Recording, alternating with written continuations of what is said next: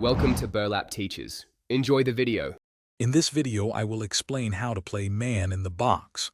First, tune your guitar to drop D, lowering the low E string one whole step. Then we will explore the main guitar riffs that define its sound.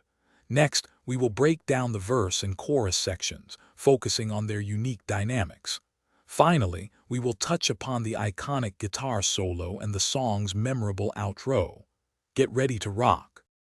The first crucial step is tuning your guitar to drop D. This means lowering your low E string by one whole step, or 2 frets, to a D note. The iconic main riff then utilizes power chords, primarily on the 6th and 5th strings. Remember to incorporate palm muting for that signature heavy chugging sound. Start practicing this riff at a slow tempo, gradually increasing speed to build accuracy and muscle memory. This foundation is key to the song's feel. Moving into the verse, you will notice a shift in dynamics. The guitar often has a more open, less distorted sound compared to the main riff. Practice transitioning smoothly between these sections to maintain the song's flow.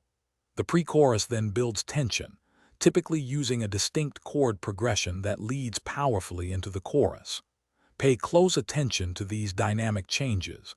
They are essential for capturing the song's emotional weight and impact. The chorus is where the song truly explodes with power, often employing open chords and heavy, driving strumming. For the guitar solo, focus on learning its core melodic phrases and the characteristic bends and vibrato that give it expression. The solo is not overly complex, but its feel is paramount. Finally, the song concludes with an outro that typically fades out, repeating the main riff. Master these elements for a complete and authentic performance.